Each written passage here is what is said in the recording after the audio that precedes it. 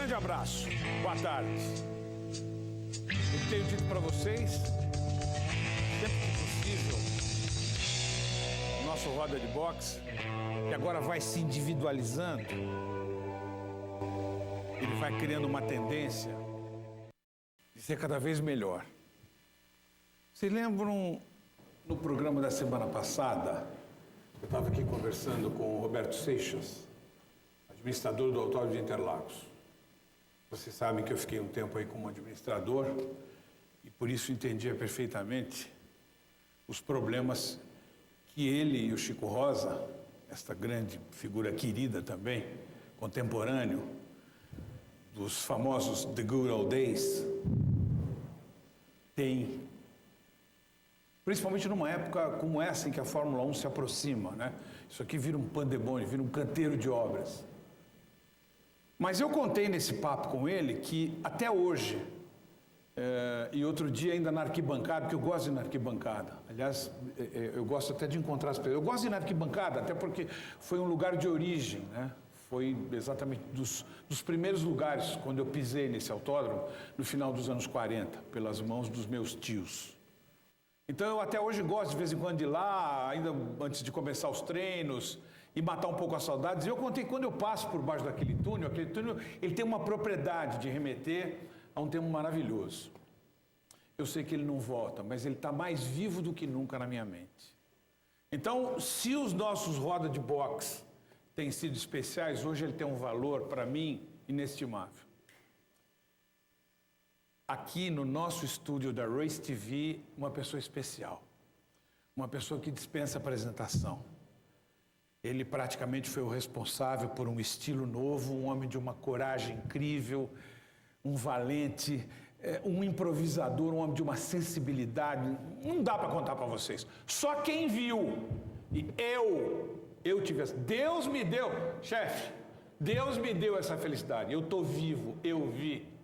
E quando ele lançou o livro dele, Entre Ases e Reis, eu particularmente fiquei muito feliz, sabe por quê? Vou contar um segredinho para vocês. Vocês que estão aí do outro lado têm dividido tanta coisa boa comigo, tanta alegria gostosa dos programas que a nossa Race tem feito, das transmissões das corridas que a nossa Race TV tem feito. Você que tem dividido tudo isso comigo, quero contar essa coisa gostosa para vocês. 85% do que está escrito naquele livro, eu vi, eu estava lá. E é gostoso quando você começa a folhear um livro e lembra de tudo que está escrito nele, porque você também faz parte daquela história. Nós já tínhamos tentado, eu já tinha tentado algumas vezes, eu precisava trazê-lo aqui. Eu precisava que ele contasse para vocês coisas que para muitos, coisas às vezes que até Deus poderia duvidar, mas que muitos de nós vimos, estávamos lá para conferir, para ver.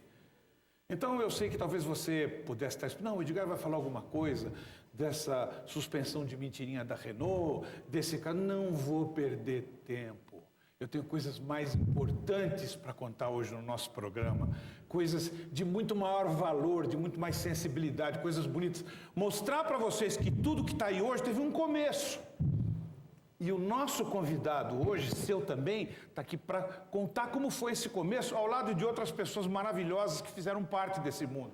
Até porque ele, com toda a sensibilidade, com toda a habilidade, com toda a sutileza, com o dom que Deus lhe deu, né, contou com um suporte maravilhoso de pessoas incríveis, de profissionais fantásticos, que, nossa, eu perderia 2 dias aqui para falar o nome de todos, mas...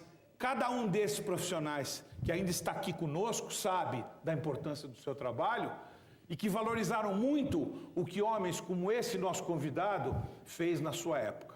Então, quando vocês veem essas coisas de drift, os caras vindo de lado, isso para nós é velho.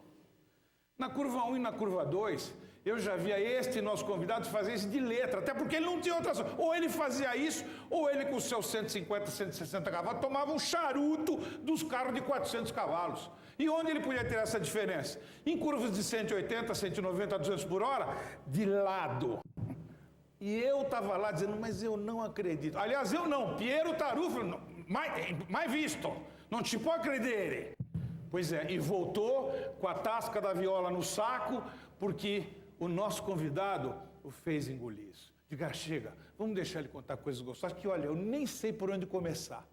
Porque o fato de estar perto do autódromo, não só durante tantos anos me proporcionou coisas gostosas, como hoje poder voltar ao lado dele, né? E vou até porque antigamente quando eu dava um tapinha assim nas costas dele, era para primeiro dar os parabéns, porque alguma coisa bonita ele tinha feito, e também como eu ia descer a serra de Anglia, de Prefete, só no tapinha eu já ganhava um segundo para descer a serra. E hoje com muita alegria eu posso abraçá-lo, porque ele daqui a pouquinho vai contar muita coisa gostosa de uma época maravilhosa, quando tudo começou. O grande sucesso nosso na Europa, dos pilotos que vieram junto com eles, que discutiam, que negociavam cada centímetro de pista, começou exatamente na época dele. Claro que não vai se tirar nunca um feito maravilhoso de um Chico Landi e de outros tantos pilotos maravilhosos que passaram, mas a ousadia, a coragem, o não, eu vou fazer porque senão não resolve, começou por aqui. Por ele e pelos valentes que junto com eles, que vocês conhecem a maioria, né, começaram um trabalho maravilhoso que nos deu, por exemplo, tantos títulos mundiais de Fórmula 1, né? Por quê? Você vai saber daqui a pouquinho aqui, no nosso Roda de Boxe, na Race TV, onde há muito mais emoção em motorsport. Estou voltando. Até já.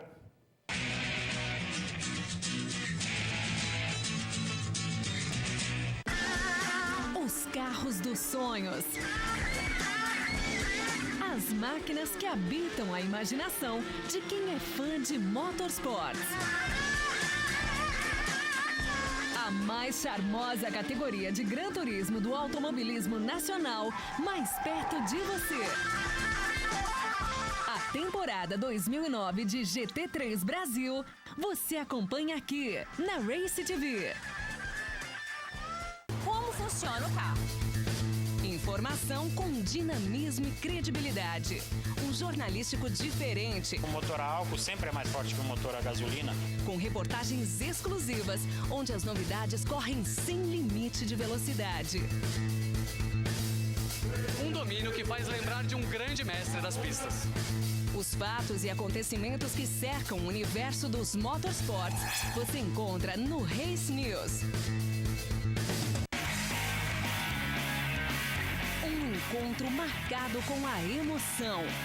A transmissão das competições mais eletrizantes e o compacto com qualidade técnica sem igual estão na programação da Race TV.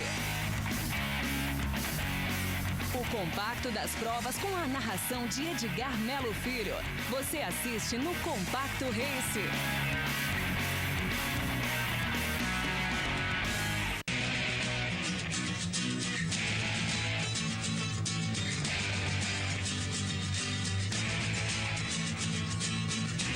Verdade. Preciso apresentar o convidado ou não? Dispensa comentários? Isso aqui antigamente era para ganhar um segundo na descida da serra. Hoje é uma alegria maravilhosa, com esse querido vizinho, com esse querido amigo. E eu tenho uma alegria muito grande de dizer que o muito que eu aprendi, muito que eu aprendi, e ainda tenho tanto por aprender, mas muito que eu aprendi, começou aqui, ó, na coragem, na sensibilidade, na vontade, na ansiedade, sabe? Então é uma alegria hoje abraçá-lo e poder daqui para frente deixar contar quanta coisa gostosa. Não sei por onde começar, Birdi. Não sei, é tanta coisa que eu quero te perguntar. Tô no túnel do tempo aqui. Nossa, tô vendo as berlinetes. Não, tô nas 1000 milhas, tô você correndo com o Cirão de DKV, com o Burjato, um amigo tão querido, depois eu vim trabalhar na GM com ele, outro que eu aprendi tanto. Nossa, guiava muito o Ciro. Tô vendo você com o Eugeninho, tô vendo você e o Marinho, o Jorge, tendo chiliques dele, professor, e fazendo aquela encrenca pegar, e Birdi, precisa resolver, o tempo não vem, deixa comigo, sentar vivinha. Não sei por onde começar, Birdi. Conta um pouquinho, obrigado. Como começou tudo isso? Você é muito gentil. Não sou não. Eu fico feliz, isso tudo partindo de você, eu fico feliz porque é o reflexo de uma época, né? E eu tive muita sorte, porque eu comecei a correr quando começou a indústria do automóvel no Brasil, quando começou na época da 1000 milhas, que o automobilismo brasileiro se estruturou. O Wilson Fittipaldi ensinou todo mundo a fazer corrida, ser um bom negócio para quem participava, porque patrocinava. É verdade. E a primeira equipe, a Vemag, que você gosta tanto de falar da Vemag. Nossa, adoro. A Vemag foi a primeira fábrica de automóvel no Brasil e descobriu logo naquela vitrine da 1000 milhas que corrida de automóvel era um bom promotor de vendas e desenvolvimento de produto. E o público até que a certo ponto cobrou da Vemag, e ela em 1960 montou o departamento de competição. É verdade. O Jorge Lettre foi nomeado o chefe do primeiro departamento de competição de uma fábrica de automóvel no Brasil, e eu e o Marinho fomos convidados para ser os primeiros pilotos. Foram muito felizes. Pois é. Convidaram a nata. Era o que nós tínhamos de melhor. Não. Era o que nós tínhamos de melhor. Quem está falando isso aqui estava lá no puleiro, analisando, vendo. Ficava na 1, na 2, no meio do mato, lá no sol, com o mato por aqui. Voltava cheio de carrapicho e olhar lá na 3. Você tinha uma assinatura, Birdi. Não, eu nem digo na época da Vemag, porque na época da Vemag vocês tinham um carrinho branco e um carrinho preto. Então era fácil, o 10 e o 11. Mas na época das Willys, que eram pequenininho e era tudo igual, quando eu estava na junção, eu esperava o carro que amarelo e verde que chegasse na 3. Quando eu estava lá em cima, no morrão do S, eu esperava a ferradura para saber quem estava guiando. E eu sabia quando era você. A sua assinatura é imbatível até hoje, Birdi. Como é que você conseguiu essa assinatura, esse jeito todo próprio, que você se deu bem com tração dianteira, que era um carro terrivelmente dianteiro, e depois você se deu maravilhosamente bem com aquela tração traseira, que vendo você com 150 cavalos, 140 cavalos, andar junto com os 400 cavalos e andar na frente deles, tinha que ter muita mágica, e o Dave Copperfield no box, nem o Jorge Lettre. É verdade. Que era isso, Birdi? A fábrica sempre investiu muito mais do que os outros, né? E nós, pilotos de fábrica, sempre tivemos muito mais horas de voo, muito mais disponibilidade de gastar pneu, enfim. A gente tinha muito treino, muita preparação. E a grande jogada de tudo isso que você fala de mim é que eu tive a sorte de ser sempre um pioneiro nos degraus do automobilismo brasileiro, né? Porque quando começou a Vemag, eu fui o primeiro piloto de fábrica, junto com o Marinho. Depois, na Willys, fui o primeiro piloto que ganhou um salário para ganhar um carro de corrida. Mas, na verdade, de tudo isso, eu sempre fui cercado, eu sempre participei das melhores equipes, guiei os melhores carros daquela época. Por que será, hein? Eu não era o único, né? Eu estou aqui, mas eu tenho muita gente que vai vir aqui nos teus programas da frente que vão merecer que você também diga isso deles. Porque merecem. Eu realmente, eu tive o privilégio de conviver com os melhores, com os gênios do automobilismo brasileiro daquela época. E com os melhores pilotos, os melhores mecânicos, os melhores chefes de equipe. Enfim, era uma época maravilhosa, a época dos anos dourados, né? Nossa, né? Os carros eram lindos, né? E guiar os carros era envolvente, porque você participava muito de guiar um carro de corrida. Você tinha muita coisa para fazer, você tinha um espaço muito grande. E era tudo muito bonito, muito romântico, né? Os carros eram bons de guiar, os carros escorregavam, né? Nossa, nem fala, Birdi. Já começava pela roupa. Calça Swick Steel, camisa Lacoste, capacete Les Leston. Você lembra disso? Claro que lembro. Puxa, isso fez parte da minha vida. Calça Swick Steel é uma calça fabricada na Argentina. Isso. Foi praticamente o primeiro uniforme de piloto. Era só a calça de elástico, era uma cambraia, né? Eu acho que o primeiro que eu vi foi o Christian e o Ciro. E o Cirão, o burjatão de Swick Steel. É, isso aí. Depois eu arrumei uma pra mim. Você, o Wilson, já saiu todo mundo aí todo mundo atrás. Pois é. Mas é uma época maravilhosa. Os carros eram maravilhosos de guiar, né? E eu fico até meio desconfortado quando eu começo a falar da minha geração, do meu tempo, porque o mundo, naquela época, parece que andava mais devagar, as coisas aconteciam mais depressa, os homens faziam tudo com as próprias mãos, né?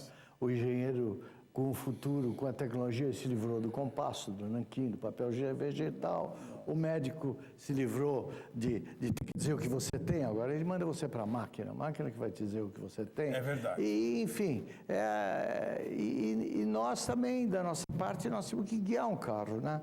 Nós temos que jogar a potência do motor no asfalto na hora de uma largada, né? Nós temos que cuidar da estabilidade direcional numa freada mais agressiva, né? Que tirava a gente de uma derrapagem no meio da curva, era o torque do motor que equilibrava o carro. Então a gente fazia tudo isso, né?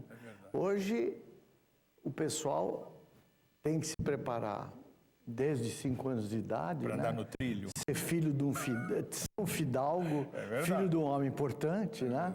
Para poder sair do velocípede e ganhar um kart do papaizão, né? O pai custear uma carreira, uma fortuna, né? E se ele der certo, né? O pai provavelmente vai ter que largar tudo para cuidar dele. Na nossa época, a gente corria escondido da família, era um outro tempo, né? E eu, quando falo disso, Edgar, eu tomo cuidado, porque eu gosto muito da minha gente, da minha época, dos meus carros, tudo que nós fazíamos, né? E, às vezes, a gente está falando para um público mais jovens, né? O mundo mudou muito de formato, né? E hoje o piloto tem que ser um sujeito muito mais preparado do que nós éramos, né? Você podia ser um analfabeto, que você podia ser um campeão de automobilismo. É verdade. Não é? Hoje não. Hoje, se o sujeito não começar aos 5 anos, não subir degrau por degrau, ele não consegue chegar no último. Não é verdade? Todos que estão lá em cima começaram, né? A época em que um campeão mundial de motocicleta, ele vinha para o automobilismo e era campeão mundial. John Surtees. Hoje não mais. Não. Hoje nós temos o gênio, o Rossi. Rossi que pensa. Mas ele nunca vai. É verdade. O Schumacher, ele não correu, tenho certeza absoluta, ele não correu substituindo Massa, porque ele, para ser o Schumacher, para fazer manutenção da competência, da imagem que ele deixou, ele precisava fazer um treinamento de 6 meses. Sabe as palavras para o dele. próprio físico dele se acomodar e receber novamente aquela agressão que um carro de corrida faz hoje. Sabe as palavras dele. Pois é, cara. A dor é subjetiva. É o jogador que não está afim de jogar ou de pegar o avião. Professor, doeu. Fui apoiar, doeu. A dor é subjetiva. Ela não aparece na radiografia. A dor não aparece. Então, eu acho que, sabe, aquela dor no pescoço, do tombo da mão, tudo bem, é um direito que ele tem. Queimar uma imagem construída com tanto sacrifício. Sabe as palavras, Birdi. Agora, deixa eu te perguntar uma coisa. Será que, naquela época, que eu até me permito, com muito orgulho, me incluo nela, até porque participei de tanta chacrinha, eram chacrinhas tão positivas, lá na Rua Pinheiros, o Jorge lá na Oficina Argos, o Eugênio Martins Zanzano, porque era um gênio, o Eugeninho só não fez carro andar com ar também não sei, mas com água quase, porque mamona, o Eugeninho sempre vinha com uma novidade no tanque. Essas pessoas, o querido Paulo Goulart também, um tempo depois. Será que isso também não trazia um pouco mais de romantismo? Porque você vivia enfiado lá na Argos. E o Jorge, a pesquisar as coisas, os detalhes do Jorge, da preparação dos carros. Você respirava muito aquilo. Será que não falta isso também para os pilotos hoje? Um ponto como nós, e principalmente você, envolvido com a coisa, era o Marinho que passava lá. Vocês estavam sempre atualizados com as novidades e as coisas chegavam. Será que isso não teve um peso? Que não existe mais isso hoje? Hoje as pessoas têm que ter as vocações são diferentes, né? Os talentos são diferentes, né? Na nossa época a gente guiava o carro, sentia o carro aqui na bunda, né? É verdade. Opa, o carro mexia, você corrigia e tal. Hoje não. Hoje o sujeito opera um equipamento sofisticadíssimo, ele tem que ter uma noção muito grande de estabilidade direcional, de aerodinâmica, de trabalhar com o ar, com aquelas pressões aerodinâmicas, ele tem que saber utilizar aqueles 20 e tantos botões com mais de 100 funções, né? Ele tem que saber utilizar, e o Schumacher fazia isso muito bem. Então, isso tudo exige que o piloto tenha um condicionamento físico fantástico, né? Para suportar a circulação sanguínea dele, não esquecer do cérebro, que ele tem que utilizar totalmente, mas ele tem que fazer aquilo com o sangue passeando no corpo dele. Ele freia, vai para o pé, ele acelera, vai para a cabeça, vira de um lado, esses pneus que parecem um chiclete, né? É um outro trabalho. Agora, o mundo mudou. Anda a uma velocidade muito grande, as pessoas que estão hoje trabalhando, os jovens, os homens produtivos, eles precisam ficar ligados, porque tudo que acontece todo dia, ele precisa ficar a par, né? Porque equipamentos substituíram aquilo que a gente fazia com as próprias mãos. É, né? Verdade. E assim na vida toda. Mas, por outro lado, se eu sou egoísta quando eu falo do meu tempo, com tanto orgulho, eu também hoje sou prisioneiro do controle remoto da minha televisão. Nossa, nem me fala. Sou prisioneiro do meu telefone sem fio. O meu carro não pode deixar de ser hidromático, ter refrigerado, Opa! direção hidráulica, Chegou lá, vidro hein? elétrico. Chegou lá, hein? Então, nós temos que, lá também, Amém. temos que ser cúmplice dessa modernidade, né? E outro dia, eu estava num programa com os jornalistas do primeiro time e comecei a fazer um desabafo, né? Que eu não me conformava, porque na minha época a gente entrava num carro, você estava sozinho dentro do teu carro, não tinha um cordão umbilical, com rádio, com telemetria, tal. Você era uma luta de mão limpa, eram os gladiadores um contra o outro, tal. Todo mundo aplaudiu. Todo mundo falou, pá, que maravilha, eu tinha que trocar de marcha, eu tinha que fazer ponta-taco, tinha 500 cavalos lá, eu tinha que, na hora de uma largada, saber jogar ele no asfalto.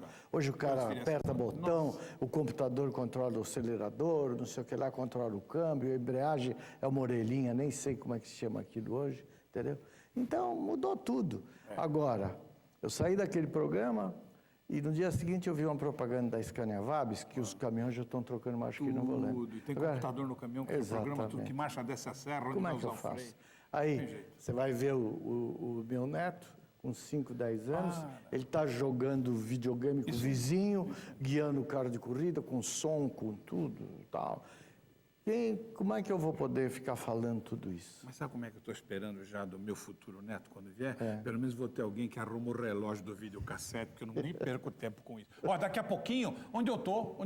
Ah, tô com você. Ó, daqui a pouquinho, o Bird vai falar um pouquinho do querido Jorge Lettre, um gênio, de Bilic, um homem maravilhoso, de Otto Kuttner, do seu Miguel Crispim Ladeira, tão querido, de tanta gente importante, de tanta gente que participou ativamente dessa fase, desse começo dessa fase bonita. Eu quero que ele fale um pouquinho deles, tá bom? Daqui a pouquinho, no retorno do nosso intervalo, deixa eu aproveitar e mandar um abração para todo o pessoal da TimePix, que aí tá ligado conosco, junto com você. Se tiver alguma pergunta pro Bird, manda. Race TV, mais emoção em motorsport. Até já.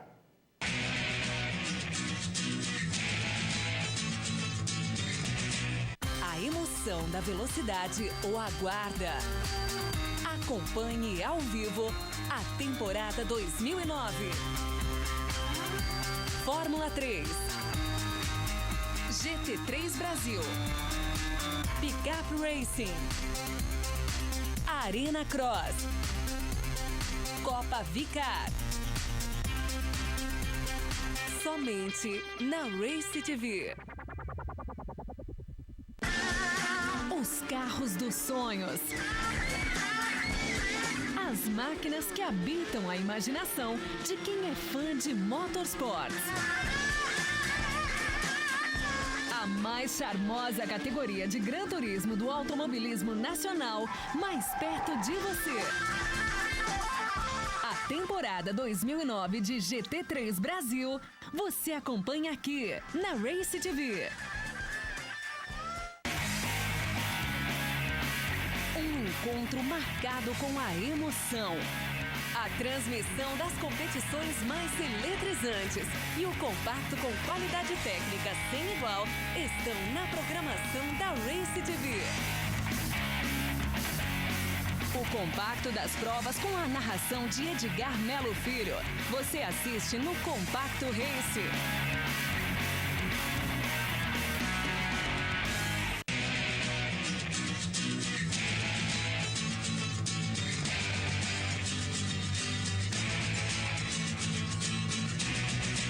De volta com o nosso Roda de Boxe, hoje batendo um papo super gostoso com o Bird Clemente. Ah, saudade de ver o pássaro guiar aqueles DKVs. Mas não era só aqui, não. E engraçado que aqui ele era imbatível. Os caras queriam ver todo, menos o Bird na pista. Mas depois, e quando vieram as corridas nos circuitos de rua, então? Piracicaba, Araraquara, Joaçaba, lá no Rio Grande do Sul, na Cavalhada. Nossa, o Bird de história aqui para contar, porque não pensem vocês que eles se livravam de mim quando eu corria na Cavalhada, porque eu pegava 500 ônibus da Penha, eu ia de ônibus, de carona, eu não perdia a corrida de jeito nenhum, porque eu não podia deixar de ver esses caras guiarem, porque eu tinha sede de aprender. E olha, graças a Deus, Deus me deu ótimos mestres, porque ele e essa turma maravilhosa da época, que nós, se Deus quiser, vamos poder trazer todos aqui para contar um pouquinho de história para vocês vão entender por quê. Porque eu não largava deles por nada desse mundo, quanto foi importante estar do lado deles e dessas criaturas maravilhosas que eu falei agora há pouco. Jorge Electric, Bilic, Miguel Crespim Ladeira, Turbina, seu Luiz Greco, que o Jorge sempre chamava de Gazetinha, que é uma maravilha. Ó, Adriana está aí, o Fabinho está aí, Ornelinha está aí. E é uma alegria não só lembrar de todos esses, mas de quanto nós aprendemos. Nomes especiais para você, né, Bird? Nossa, eu nunca podia imaginar, quando eu olho para trás, que a nossa vida ia desdobrar do jeito que ela desdobrou. Nunca posso imaginar. Porque hoje eu vejo os DKVs, os Renaults, as Sincas, os JKs serem cultuados pelos amantes, porque tem os carros antigos. Claro. E nessas histórias eles encontram a gente. E também quando eu vejo aquela foto da Willys, que eu vejo aquela garotada. Era garotada porque hoje eu estou com 72 anos, eu chamo um cara de 20 anos de garoto. Não é bem assim, entendeu? Então, quando eu lembro o Moco, porque eu fui para a Willys, o Luizinho e o Wilson já estavam lá. Isso. Aí o Greco chamou o Moco, tudo garoto. Isso. O Moco, Chico Lameirão, Carol Figueiredo e Emerson Fittipaldi. Desses sete, 5 de uma forma ou de outra chegaram na Fórmula 1. Brincadeira? Um foi campeão mundial, o outro quase, o Wilsinho, performance fantástica. Não, fantástico. E quando eu olho para esse espelho retrovisor e vejo isso, eu falo, nossa, nós não podíamos imaginar na Willys naquela época, nem na Willys, nem com o Marinho, nem com o Jorge, nós não podíamos imaginar que daquele grupinho nosso ia sair o futuro do automobilismo brasileiro. Nós não podíamos imaginar que o Emerson ia ser campeão mundial. Imagina, Moco. Guiava uma barbaridade. Então, isso é o reflexo, Edgar, da vocação que o brasileiro tem para guiar automóvel. O brasileiro tem uma vocação. O Brasil foi um dos últimos países a entrar na Fórmula 1. Chegou muito atrasado, que nós distantes da Europa. É verdade, eu lembro disso. E em tão pouco tempo nós conseguimos dominar o cartel da Fórmula 1. Dominar, nós temos um patrimônio de vitórias. E não só Fórmula 1, vencemos 6 vezes Indianápolis, pô. É verdade. 500 mil, você viveu em Indianápolis, você transmitiu muitas provas lá. Aquilo é o maior evento do mundo, pô. Não, sem dúvida. Fantástico. Mas às vezes eu fico me perguntando, Bird, quando o Moco chegou lá, sentou na época chamado de cadeirão, que era o Surtees, não era nenhum espanto de um cara de Fórmula 1, e fez aquele temporal na antiga Nürburgring, eu fico imaginando quanto tudo aquilo, com aquele improviso, com aquela sensibilidade que ele tinha, mas num carro realmente que deixava... Imagina se ele na época tivesse sentado num carro que realmente era o chamado, era uma Brown da época, imagino. Se ele com o Surtees conseguiu aqui,